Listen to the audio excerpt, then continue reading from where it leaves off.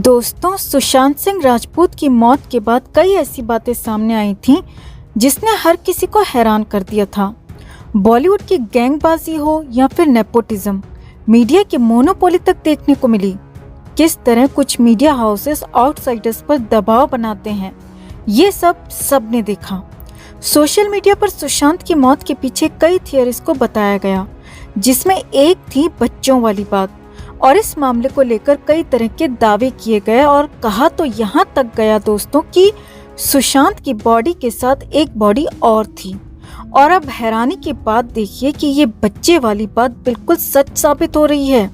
और एनसीबी ने अब एक ऐसी गिरफ्तारी की है जिसने बच्चों वाले एंगल को लेकर सब कुछ उगल दिया है, जिसे सुनकर पूरी जांच टीम भी अचंभित रह गई। और सबसे बड़ी बात यह है दोस्तों कि एनसीबी ने इस शख्स को तब पकड़ा जब उसकी शादी की तैयारी चल रही थी, उसके घर में शहनाई बज रही थी। एनसीबी उसे मेहंदी लगे हाथ, हल्दी वाले कपड़ों में ही उठाकर ले गई। तो आपको बताते हैं सब कुछ, कौन है ये शख्स और इसने ऐसा क्या उगल दिया जिसको सुनकर एनसीबी के अधिकारी भी हैरान रह गए। तो आप भी इस वीडियो को शेयर कीजिए और इस खुलासे पर अपनी राय जरूर दीजिए। तो मुंबई के गोवंडी इलाके में एक घर में शादी के कार्यक्रम चल रहे थे, शहनाई बज रही थी, दूल्हे को मेहंदी लग रही थी, हल्दी का कार्यक्रम भी शुरू हो चुका था। अब इसी दौरान एनसीबी की 2 गाड़ियां वहां पर अचानक पहुंची और वहां हड़कंप मच गया। किसी को कुछ भी समझ नहीं आया कि आखिर एनसीबी की टीम यहां पर क्यों आई है। एनसीबी के अधिकारियों ने भी बिना कुछ पूछे सीधे दूल्हे को अपनी गिरफ्त में ले लिया।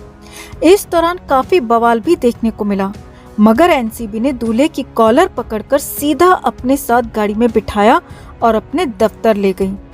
सामने आया कि उस शख्स के पास से एक ऐसा नशीला पदार्थ मिला है जिसकी सप्लाई बच्चों को बीमार बनाने के लिए की जा रही थी, बच्चों को पागल बनाने के लिए की जा रही थी।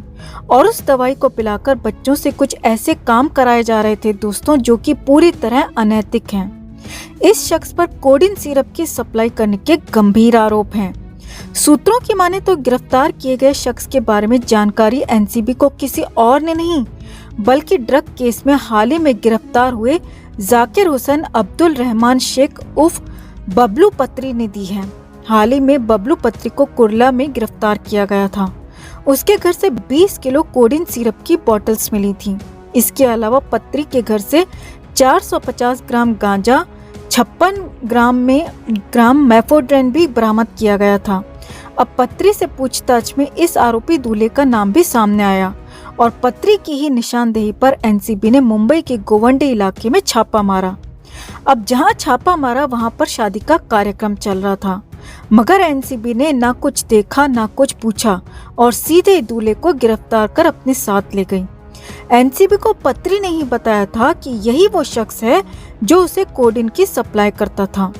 मतलब जिस दूल्हे को गिरफ्तार किया गया है वही शख्स पत्री को कोडिन सिरप की सप्लाई करता था। एनसीबी के एक सीनियर अधिकारी ने बताया कि कोडिन सिरप एनडीपीएस के अंतर्गत आती है। कोडिन से बने सिरप को डॉक्टरों के बताए परामर्श के बाद ही दिया जाता है, यानी कि बिना डॉक्टर के प्रिस्क्रिप्शन के इस सिरप को ना कोई खरीद सकता है और ना ही बेच सकता है। अब एनसीबी के सीनियर अधिकारी की माने तो मुंबई के गली के बच्चों में कोडिन के नशे के मामले लगातार बढ़ रहे हैं और पत्री और यह आरोपी दूल्हा ही इन बच्चों को कोडिन की सप्लाई करता रहा है। एनसीबी के सीनियर अधिकारी की माने तो कोडिन के नशे की लत से न सिर्फ दिमाग बल्कि किडनी, लीवर और अग्नाशय पर बुरा असर पड़ता है। इसके नशे से आदमी बेहोश होने के साथ साथ मर भी सकता है। एनसीबी टीम के अधिकारी की माने तो इसी नशे को कराकर बच्चों से कुछ न कुछ गलत काम भी करवाए जा सकते हैं और एनसीबी टीम इस मामले में भी जांच आगे बढ़ा रही है। एनसीबी टीम ने बताया कि पत्री के पास से बरामद कोडिन सिरप की बोतल से लेबल हटाए गए थे। एनसीबी का कहना है कि ये कोडिन हिमाचल में बनी है। पत्री से ही पूछताछ के बाद एनसीबी ने गोवंडी इलाके से संदिग्ध दूल्हे को गिरफ्तार किया है और फिलहाल एनसीबी उस शख्स से पूछताछ कर रही है।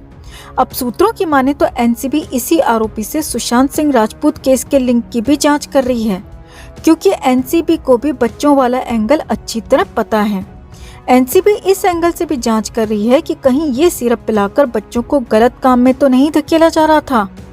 फिलहाल जांच टीम आरोपी से पूछताछ कर रही है और उम्मीद की जानी चाहिए कि जल्द से जल्द कुछ न कुछ निकलकर जरूर सामने आएगा। एनसीबी तो बखूबी अपना काम कर रही है दोस्तों।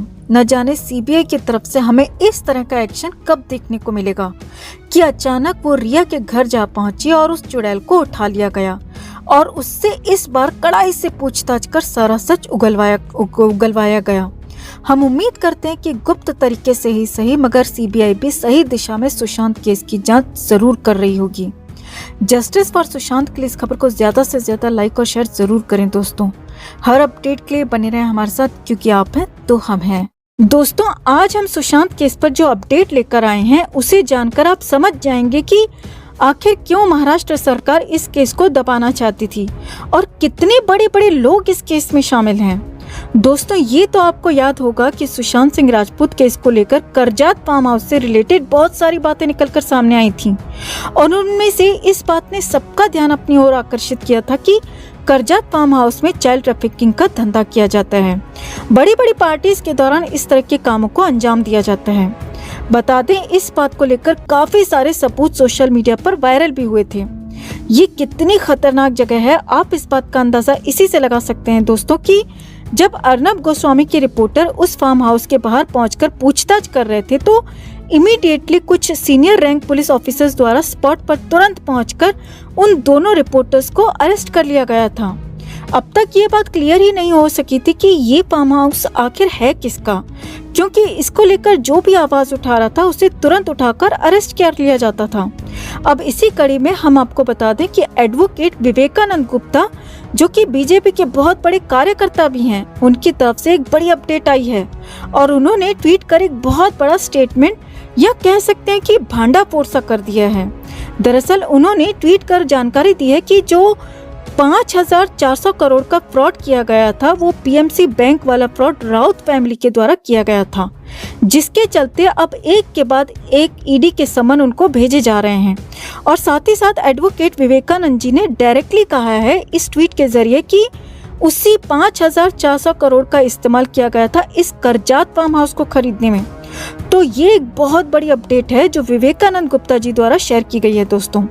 तो अब आप समझ सकते हैं कि राउत क्यों सुशांत केस में सीबीआई जांच में रोड़ा बन रहे थे, क्यों सुशांत केस में ऐसे घटिया बयान दे रहे थे, क्यों सुशांत और उनके परिवार की छवि धूमिल करने में लगे हुए थे। सुशांत और दिशा के तार कहां जुड़े हुए हैं और इसमें कितनी बड़ी बड़ी हस्तियां शामिल हैं, सीबीआई को ये सारी कड़ियां जोड़नी होंगी, तभी सुशांत दिशा का केस पूरा सच सामने आ पाएगा। इस पूरे मुद्दे पर आप क्या कहना चाहेंगे दोस्तों, कमेंट में जरूर बताएं। जस्टिस फॉर सुशांत दिशा के लिए इस खबर को ज्यादा से ज्यादा लाइक और शेयर करना ना भूलें। हर अपडेट के लिए बने रहें हमारे साथ, क्योंकि आप हैं तो हम हैं।